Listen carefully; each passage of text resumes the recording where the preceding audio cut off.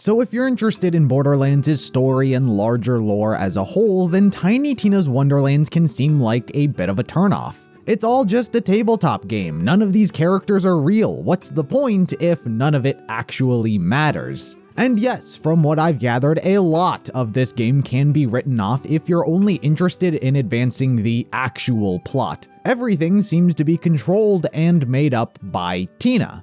Except there's something weird about it all.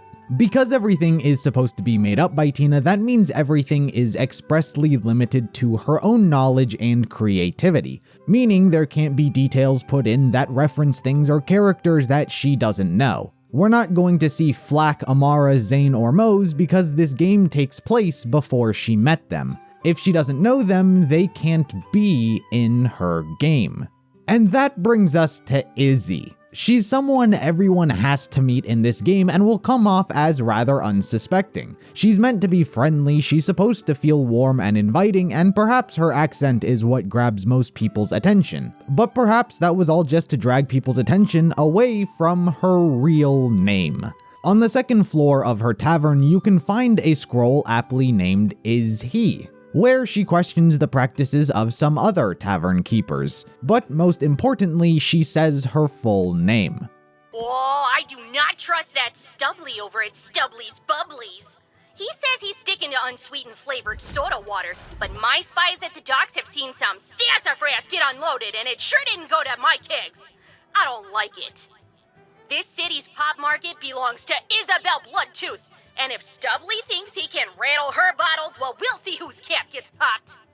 Isabel Bloodtooth. That's a name that, as far as we were aware, Tina didn't know. For those of you who don't know, there was a character in Borderlands 3's second DLC, Guns, Love, and Tentacles, named Mancubus Bloodtooth. Mancubus, since his introduction, has been a fairly interesting and enigmatic character. He's the proprietor of a building simply known as the Lodge. It itself is potentially semi-sentient and can teleport to seemingly any location. Mancubus, on the other hand, seems to dabble in a lot of dark arts, particularly curses and cursed items. In the DLC, you help him retrieve the Nibblenomicon, a cursed cookbook to create meals not meant for normal mortals. He likes to collect things, for what reason is unknown. We know he went to Athenas for some books where he met Maya and traded her for a night in the lodge for the books. From Maya's point of view, it didn't even seem like the books he wanted were very important. One time, this hotel shows up on Athenas overnight, out of nowhere. Owner's super creepy, but he offers me a free suite for a night in exchange for some old books. Best sleep of my life. When I wake up, I'm on the grass in front of the monastery. Hotel's gone. Weird, huh? The way his business dealings are handled seem very much like a give and take. If he wants something, he's always willing to trade something of his own for it. So long as that deal is honored, he remains very cooperative. It's why he has a hit list of characters on his wall. Those who break a general agreement of his are deemed his enemy and an enemy to the Lodge. But how does this relate to Tina? Why does she know Mancubus's last name, and why does she use it in her tabletop game?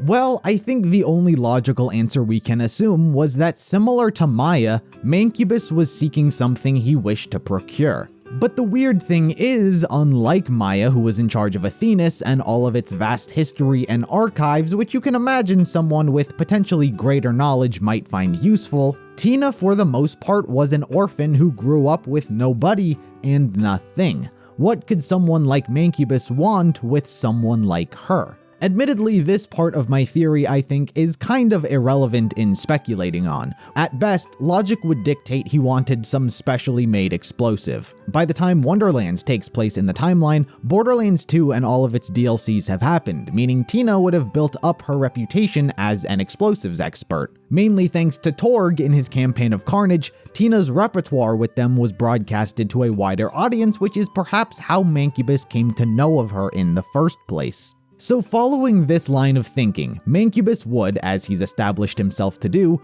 offer her something in return for his services. And stick with me here, what I think she got was a cursed item for her Bunkers and Badasses game. The reason I think this is because it answers the biggest overlooked detail in regards to the plot, and that's the Dragon Lord's sentiency. Pretty early on into the game, the Dragon Lord takes fate into his own hands and begins trying to do what he wants. He'll talk about how Tina controls him, what she's done to him, and how he's become tired of it all and playing her game. I had the run of the Wonderlands for a while, but eventually I felt it again. That tug on my strings. Then the heroes started showing up. I was compelled to take them on, cackling like an idiot, monologuing my way to defeat after defeat. She was using me, but I wasn't an empty vessel anymore. I stayed in control, even when she spoke through my mouth. And with every campaign, every rote hero's journey, I took back a little more of my own story. Tina too expresses confusion when her campaign begins straying from how she originally intended.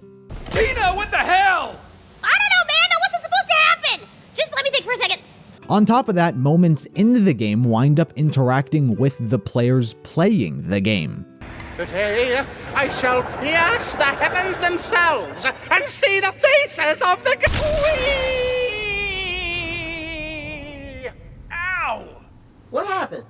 I don't know. I think a bug flew into my face. By all means, it seems like Tina's game is actually an alive world. Tina can still add and change things as she likes, but she's serving as a puppeteer. The Dragon Lord is just the biggest example of a character having sentience, probably because he'd been used in her campaigns the most often. But my point still stands, that gaining sentience isn't just a thing that happens, and the game never explains why it happens. So what changed from Tina's assault on Dragon's Keep to her Wonderlands? Her game board. It got bigger, larger in scale, a lot more effort looks like got put into it. Of course, most of this can be chalked up to her being a superfan, but I'm not saying everything about it was cursed. It could just be a single item that affected everything else. And the one piece that always seems to be visible is the pyramid, and the one the Dragon Lord just so happens to reside at the most. What I'm getting at is that it's possible Mancubus had traded the pyramid to Tina in exchange for her explosive expertise. It's actually very easy to imagine Tina turning down his initial offer of a night at the lodge because she becomes super infatuated with the look of the pyramid, that its design was the perfect set piece for her Bunkers and Badasses campaign. And even despite being warned of its accursed nature, she doesn't care or pay attention because it looks super awesome. And as such, Mancubus made the trade. And since Mancubus's last name is so memorable, she added him into her game, as she's expressed she likes to do. Okay, so Paladin Mike isn't mine, but I met this cool nerdy barista on the EchoNet, and they said I could use their B&B character if I wanted, and I was like, hell yeah! And they were like, chuffed, governor! And I was like, ooh, I'm stealing that exit too. I'm not saying it even had to be the pyramid, it could have been any number of items. One that similarly crossed my mind is Drill's statue. By comparison, it's significantly larger than all of the other figures she has. But also, its design is very fitting to that of Xylorgos' setting and the Lovecraftian tentacle monsters there. Also, in that DLC, there are various statues that are points of interest specifically for Mancubus. He even has one in his basement of an old friend. And based on the in-game lore of Wonderlands, Drill is a void god. I don't particularly know what that means, but being a god is fairly powerful. Statues and gods seem to surround Mancubus, and Drill could have been one of them that he had traded. If true, this can potentially make Wonderlands vastly more important to the timeline than anyone could have anticipated. These fake made-up characters could enter the actual world of Borderlands because they've evolved into actual beings.